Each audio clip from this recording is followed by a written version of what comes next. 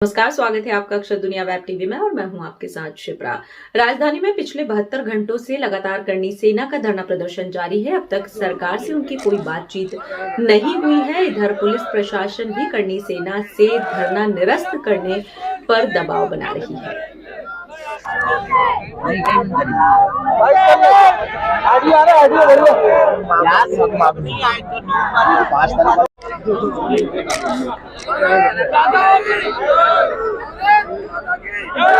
अरब संघर्ष कौन करेगा? हम करेंगे।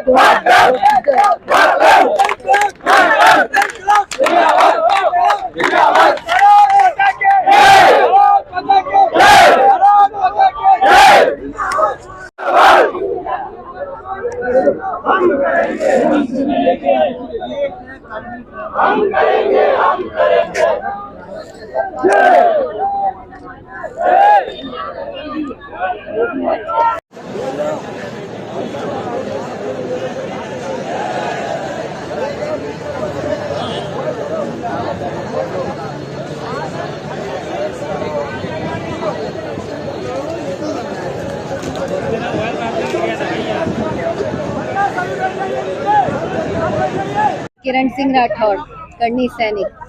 जैसा कि आप देख रहे हैं, पिछली 7 तारीख से हमारा जन सैलाब, जन समुदाय, जन आंदोलन को लेकर इकट्ठा हुआ है भोपाल में। 8 तारीख को करीब 20 लाख लोग थे, लेकिन उसके बाद भी सरकार हमारी मांग सुनने को राजी नहीं है। और आज हमारे 5 भाई जीवन सिंह जी ने शेरपुर के नेतृत्व में अनशन पर बैठे हुए हैं। आज हमारा तीसरा दिन है जहां पर कि हम भूखे प्यासे बैठे हुए हैं। इतनी शतरानियां साथ में उनके बैठी हुई हैं और हमारी ऐसी कोई भी मांग नहीं है जो अनुचित हो और जो जायज ना हो या फिर जनहित में ना हो। हमने अपना आर्थिक आधार पे आरक्षण मांगा है, ना कि हमने जातिगत मांगा है। आर्थिक आधार पे हर एक व्यक्ति को जिसकी कि 8 लाख से कम आए हैं उसको सबको आरक्षण चाहिए। हमने ऐसा क्या मांगा? दूसरा, हमने एट्रोसिटी एक्ट मांगा, उसमें संशोधन मांगा कि जिस तरह की आज दूसरे व्यक्ति जो हमारी एक जनरल व्यक्ति की रिपोर्ट करने जाता है उसकी जांच नहीं की जाती और उसे सजा मुकर्रर की जाती है। वो 2 तरह से पीड़ित होता है, एक तो शिकायतकर्ता, दूसरा जो दूसरा वर्ग है उस पर जो समाज का दबाव आता है उससे वो प्रताड़ित होता है। एक हमारी इसमें जांच की मांग है। 2 प्रमुख मांगों के साथ में तीसरी हमारी प्रमुख मांग है कि गाय को हमारा राष्ट्र पशु घोषित किया जाए, राजमाता पशु घोषित किया जाए। हमारी ऐसी कोई सी भी मांग नहीं जो सर समाज हित में नहीं। आप देख रहे हैं कि यहाँ सिर्फ एक राजपूत समाज नहीं बैठा हुआ है, यहाँ पूरी 36 कौम बैठी हुई है, यहाँ सब समाज के लोग बैठे हुए हैं। और आप हमारे आंदोलन में जो हमारा पर्चा है, जो हमारी लेटर है उसे पढ़ के देखिए। जो हमारी पूरी 22 सूत्रीय मांगे हैं वो पूरी सब समाज के हित की है और हम जब तक बैठे रहेंगे जब तक हमारी सरकार अपनी मांग नहीं मांग लेती है। आंदोलन का मकसद आपका क्या? आपकी मांग 22 सूत्री मांगों को लेकर आंदोलनरत है। आर्थिक आधार पर आरक्षण, एट्रोसिटी एक्ट में परिवर्तन, स्वामीनाथन कमेटी के आधार पर किसानों की फसलों के भाव तय हो, खाद बीज की जो अव्यवस्था है उसको सुधारी जाए, टाइम पे खाद बीज किसानों को मिले, जब जरूरत हो तब किसान को खाद बीज मिले और न्यूनतम रेट पे मिले। किसानों के उपकरण के ऊपर से GST हटाया जाए, रोजमर्रा की जो चीजें उनपे से GST हटाया जाए। गौ माता को राष्ट्रमाता घोषित करके जो उनकी गौशालाओं में फंड आ रहा था उसको कटौती करके कम कर दिया गया और 1-1.5 साल से कोई फंड भी नहीं गया है। तो हम चाहते हैं कि गौ माता के लालन पोषण के लिए वो फंड जो है वो रिलीज किया जाए और टाइम पे पहुंचाया जाए। ऐसी ही 22 सूत्री मांगों के साथ हम आंदोलन करते हैं। 3 दिन होगा सरकार की तरफ से कोई डेलीगेशन या कोई? बार-बार खबर आ रही है पर आ कोई नहीं रहा है। खबर लगातार आ रही है पर आ कोई नहीं रहा है।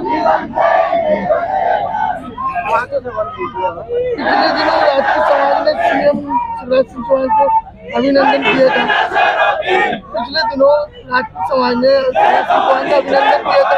उस करनी सेना के सामने चौहान ने बुलवाया था आप लोगों को? नहीं, हमको नहीं बुलाया। हम तो 8 जनवरी का कार्यक्रम कर रहे हैं। 8 जनवरी का कार्यक्रम हुआ है और हमें कहीं बुलाया नहीं, ना हम कहीं गए, ना हमने कोई स्वागत करा है। यदि वो स्वागत योग्य कोई काम करेंगे तो जरूर स्वागत करेंगे, हमारे उनसे कोई दुश्मनी थोड़ी है तो हम उनका स्वागत नहीं करेंगे। पर जिनको बुलाया था वो खुद ही पार्टी के लोग और पार्टी द्वारा प्रायोजित कार्यक्रम जरूर हुआ था जो CM हाउस में हुआ था। और आंदोलन CM हाउस में नहीं होते, रोडों पे होते हैं, मैदानों में होते हैं। और सरकार तो कहती है कि ब्राह्मण और क्षत्रिय उनकी जेब में, इस पर आप क्षत्रिय ब्राह्मण की बात नहीं करते हम। जनरल, ओबीसी, एसटी, एससी, कोई सा भी समाज किसी पार्टी की बाप की जागीरी नहीं है जो किसी की जेब में होगा। ये स्वाभिमानी लोग हैं। यदि आप इनकी बात मानोगे तो आपको सिर ताज पर रखेंगे, यदि नहीं मानोगे तो ऐसी ठोकर मारोगे, ऐसी ठोकर मारेंगे कि आप अगले चुनाव तक दिखोगे नहीं। क्षत्रिय और ब्राह्मण किसी की जेब में रहने के लिए नहीं है। क्षत्रिय और ब्राह्मणों ने हमेशा धर्म की रक्षा करी है और धर्म की रक्षा के लिए हमेशा लड़े हैं, और जो धर्म की रक्षा के लिए लड़ता है हम उसके लिए लड़ते हैं। और इनने ऐसा कोई काम नहीं करा है कि सर्व समाज और 36 कौम के लिए लड़े हो या उनके लिए काम करें। अगर आपकी बात नहीं मानती है तो फिर अगला कदम आपका विधानसभा में चुनाव में उतारेंगे अपने? हमने पहले ही बोला है कि हमारी लड़ाई अभी व्यवस्था परिवर्तन की है, और यदि व्यवस्था परिवर्तन की लड़ाई को सरकार नहीं समझ पाई, इन बातों को पूरा नहीं कर पाई, तो हम व्यवस्था परिवर्तन से सत्ता परिवर्तन की ओर भी जाएंगे, और सत्ता को परिवर्तन कैसे करते हैं और कैसे अपनी सरकार बनाई जाती है ये भी जनता को बताएंगे, और जनता हमारे साथ रह के इस तानाशाही सरकार का विरोध करेगी। भोपाल की ताज़ा खबरों के लिए हमारे YouTube चैनल को लाइक करें और सब्सक्राइब करें। धन्यवाद।